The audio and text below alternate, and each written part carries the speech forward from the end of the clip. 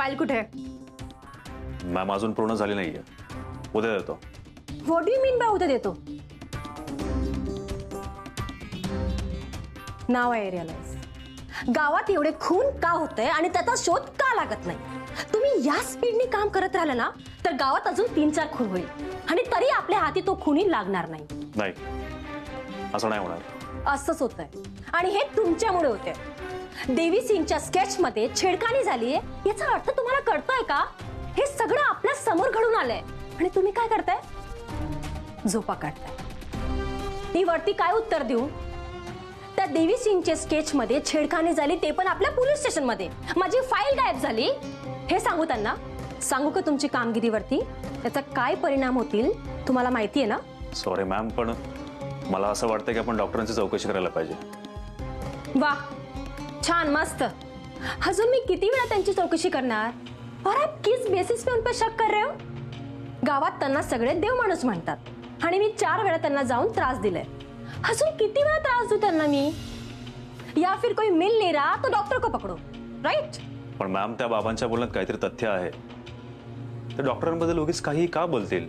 ते मंजूच्या मृत्यूच्या आधी सुद्धा. इंस्पेक्टर, मौत के पहले और मौत के समय वहां होना इसमें कुछ फर्क है की नाही? त्या काकांसारखे तुम्ही पण दारू पिऊन आलात का? किती वर्ष झाले तुम्हाला सर्व्हिसला? तुम्हाला अजूनही योग्य दिशेने तपासणी करता येत नाहीये. तुम्हाला जमत नसेल ना तर रिझाईन देऊन घरी बसा. यापुढे मला आरोप नाही, पुरावे दाखवा, मगच तुमच्या बोलण्यावर मी विश्वास ठेवेन.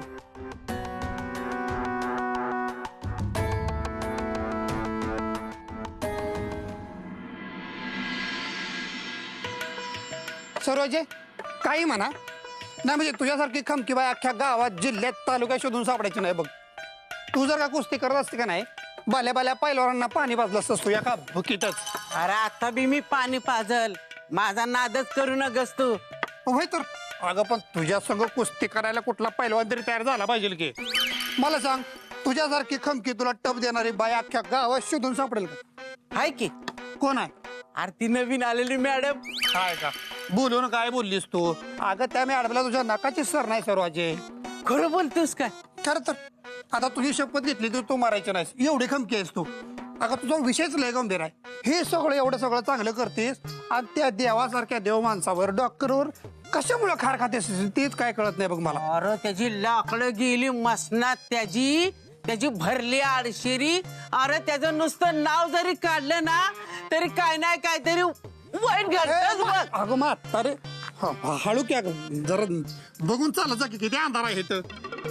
अरे तुला घातलं डाबऱ्यात, तुला मला काय दिसतंय वय? अरे काहीतरी लागलं म्हणून मी धड पाडले इथं. बघ बरं काय. थांब थांब थांब, बघ तुम्ही थांब.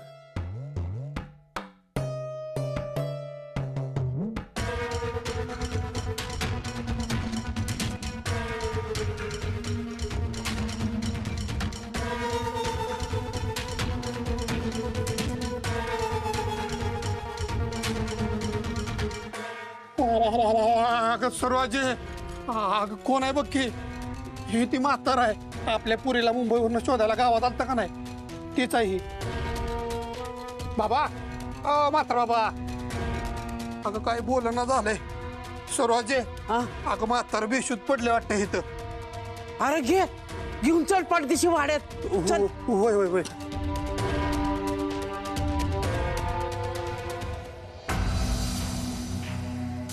शिकरे, अशा पद्धतीने कसं काम होणार आहे? फाईल यांच्याकडून हलवणार आणि बोलणी आपण खायची. त्या डॉक्टरवर संशय आहे तरी पण ते चौकशी करून देत नाहीये. एवढा का विश्वास आहे डॉक्टरवर? मला डॉक्टरवर जास्तच संशय येतोय. ते बाबा डॉक्टरांबद्दल काहीतरी बोलत होते, त्याच्या शंका घेत होते, तरी पण मॅम त्याची चौकशी करत नाहीये. मला हे कळत नाहीये की ज्या ज्या ठिकाणी गुन्हे घडत आहेत तिथे डॉक्टर कसा काय हजर असतो. मला वाटतं आपण त्या बाबांना भेटलं पाहिजे. काही ना काही माहिती नक्की मिळणार. होय सर. कुठे भेटतील बाबा? इथं वाड्याच्या भोवती घुटमळत असतो, तिथे सापडेल तो. चला गाडी काढा. मंगल, अगं मंगल, अगं पाणी आणखी लवकर. डॉक्टर, ओ डॉक्टर, डॉक्टर. मंगल वहिनी, डॉक्टर काय घरात आहेत की. बोला जरा त्यांना. डॉक्टर आत्या, काय झालं हो बाबांना? आता मला काय माहिती, वाटत बेशुद्ध पडलं होतं. बाबा हे पाणी पाणी. हळू हळू हळू.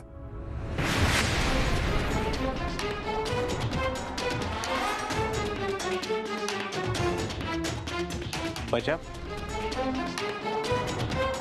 काय झालं यांना? ही रस्त्याच्या कड्याला चक्करून पडलं होतं म्हातार बाबा. मला काय सुधारलंच नाही म्हणून मग तुमच्याकडे घेऊन आलो. बघा की. बाबा काय होतं तुम्हाला?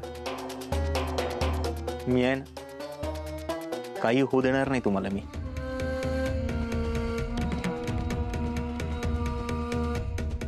मुलीला सांगा माझी चूक झाली. माफ कर मला. काय झालं ना? हा साहेब, हे म्हातार बाबा रस्त्याच्या कड्याला चक्कर येऊन पडलं होतं. मला काय कळलं नाही म्हणून मग मी डॉक्टर साहेबांकडे घेऊन आलो ह्यांना. डॉक्टर माझ्या मुलीला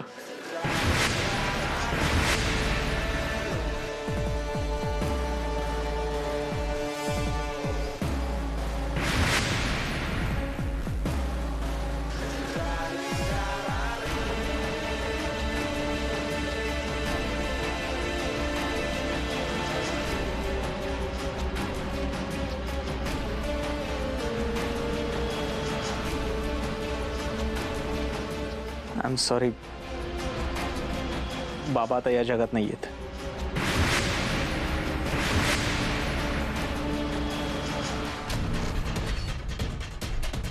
काय कोण कुठलं म्हातार बाबा होतं कोणास ठाऊक. पुढच्या पोरीला ना भेटताच गेलं. आणि नशीब म्हणायचं बिचाराचं, शेवटची इच्छा बी पुरी झाली नाही.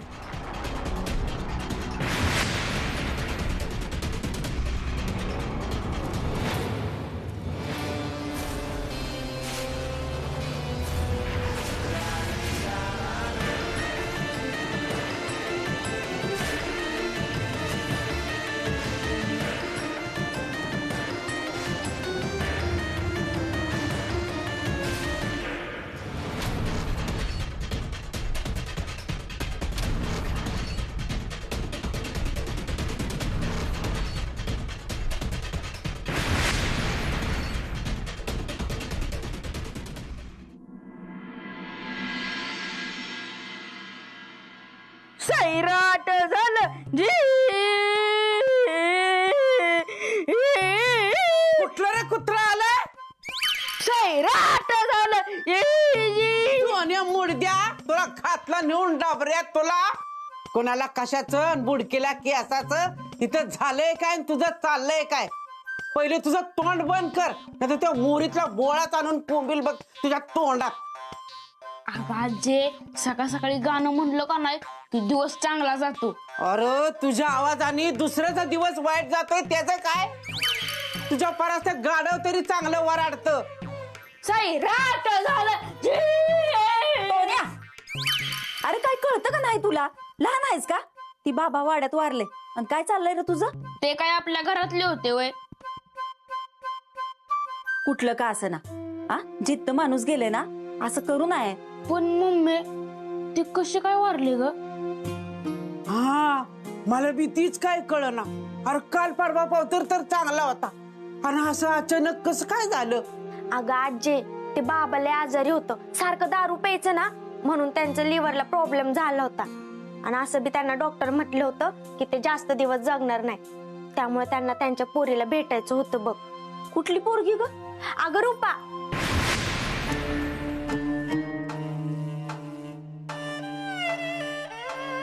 म्हणजे माग आपल्याकडे आली होती ती त्या बाबांची पोरगी होती? अगं मम्मी, आपल्याकडे आली होती ना ती रुपाली ताई, आणि ह्यांची पोरगी ती रूपा. उगाच कशाची बी नको संबंध जोडत जाऊ.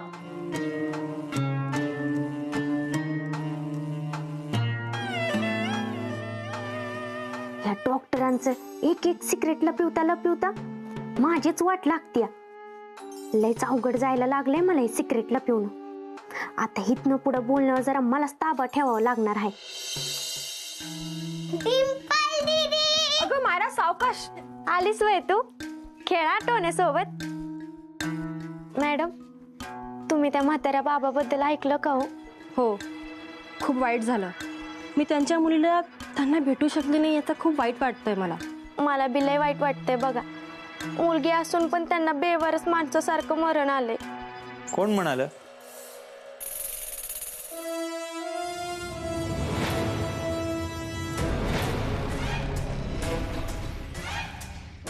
पेवारच नव्हते ते डिंपल. मी होतो ना त्यांचा मुलगा. मी सगळं मुलासारखंच केलं. मनाला चटका लावून गेलेत बाबा. डॉक्टर असं म्हणतात ना, त्याचं कोणी नाही त्याचा देव असतो. आणि या गावात ज्याचं कोणी नाही ना त्याचं तुम्ही आहात. काकानी नक्कीच काहीतरी पुण्य केलं असेल ज्यामुळे तुमच्यासारखा देव माणूस शेवटच्या क्षणी त्यांच्या सोबत होता.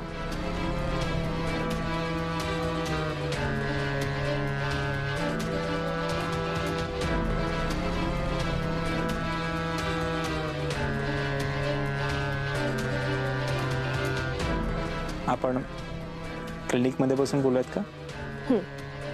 मायरा तू खेळ, मी आलेच.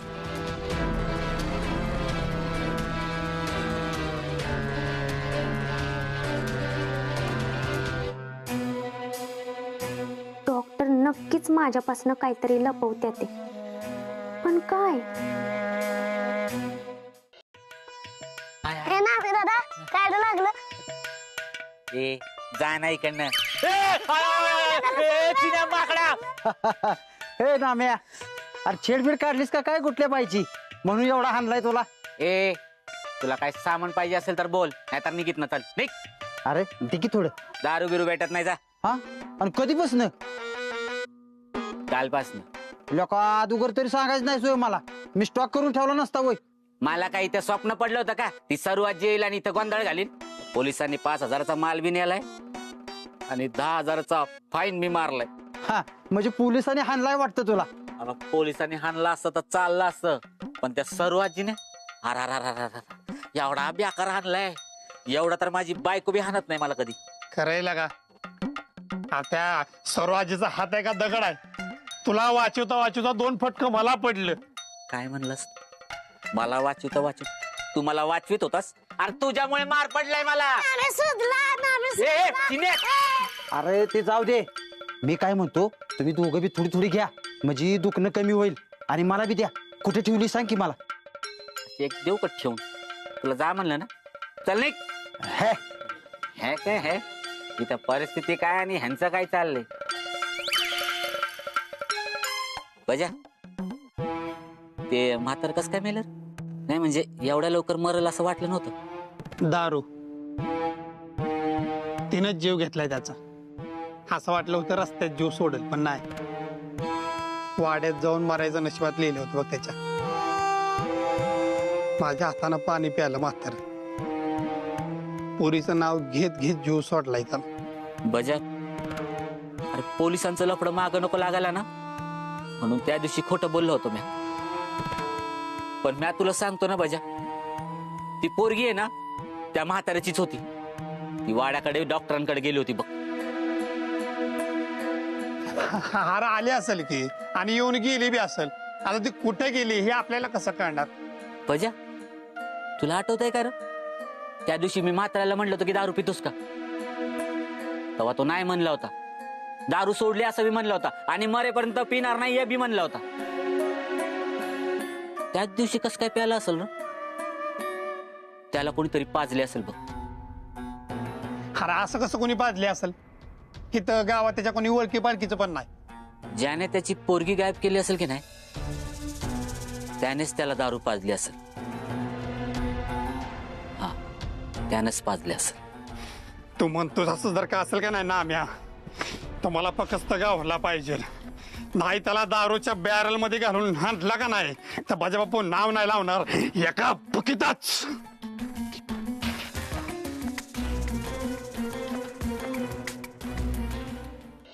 खरं सांगू का, बाबांचा चेहराच डोळ्यासमोरून जात नाहीये. सकाळपासून कशातच मन लागत नाहीये माझं. तुम्ही किती इमोशनल आहात. माझं नशीब खूप वाईट आहे हो. मी अनोळखी माणसाशी आपलं नातं सोडायला जातो आणि मग असं काहीतरी होऊन बसतं. पुन्हा माझ्या नशिबी दुःखच येतं. मला मान्य आहे, मरण कोणाला चुकत नाही, पण आजोबांनी अजून काही दिवस जगायला पाहिजे होतं. म्हणजे मला त्यांची सेवा करत आली असती. खरं खूप त्रास झालाय हो त्यांच्या जाण्याने. खूप त्रास झालाय.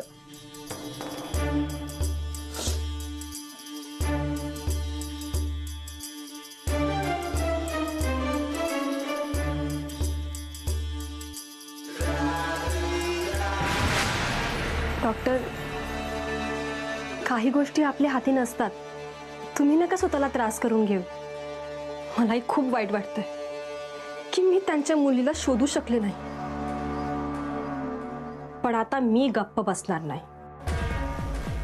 काही झालं ना तरी मी त्यांच्या मुलीला शोधून काढेल, म्हणजे शोधून काढेल.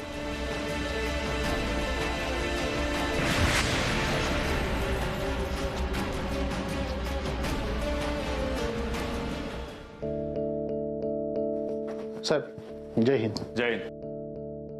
त्या म्हाताऱ्याची बॉडी पोस्टमॉर्टमला पाठवली. हे त्याचं सामान.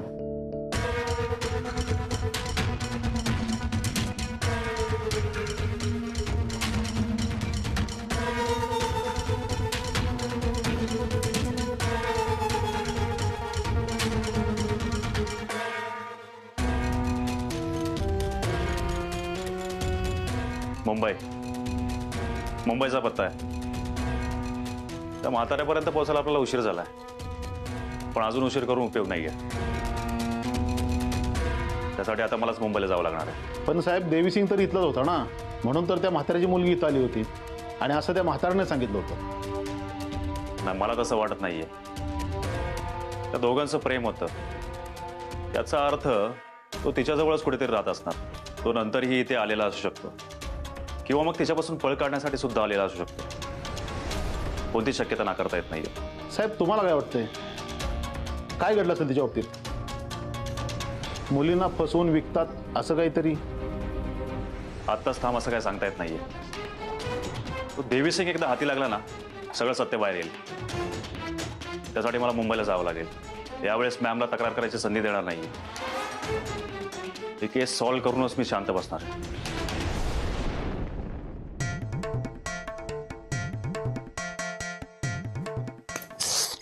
सोन्या, शेंगा फोडून खाल्ल्या तर तुझा हात दिसत्याल वैर. फोडतो.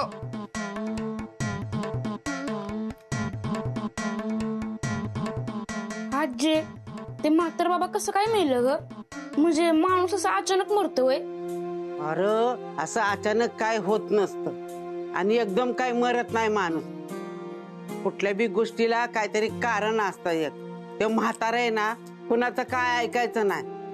कुठं बी थंडी वाऱ्याचा हिंडायचं, दारू प्यायचं, म्हणून मी येलं ती.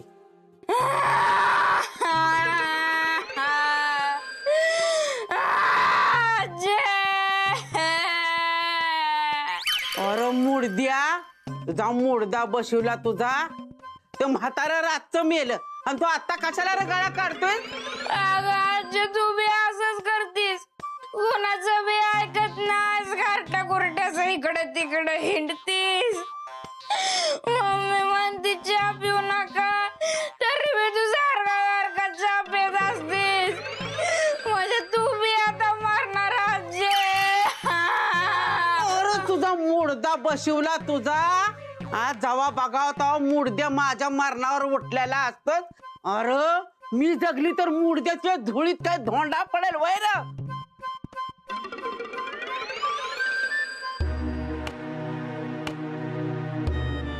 अहो आत्या, ती डॉक्टरांकडे माग पोरगी आली होती ना, ती त्या बाबांचीच पोरगी आहे असं वाटतंय मला. आता काय खरंय आणि काय खोटे देवालाच माहिती. आता म्हातारा तर मेल, आता कुणाला विचारणार आणि कुणाला सांगणार? ती बी आहे म्हणा. ती पोरगी इथनं कुठे गेली ग आणि काय झालं असेल तिचं? कायच कळण झालंय, पण डॉक्टर म्हणलं होतं मुंबईला परत गेली म्हणून. मला तर वाटतंय पोलिसांकडे त्या म्हाताऱ्याच्या पोरीचा फोटो नक्कीच असेल बस. आपल्याकडं एक पोरगी मुंबईसनं आली होती, ते आपण पोलिसांना सांगायला पाहिजेत, नाही तर पोलीस आपल्याला जेलमध्ये टाकतील. या कंपाऊंडरचा ह्यात काहीतरी हात असला पाहिजे. आपण आहे ना पोलिसांना सांगूच.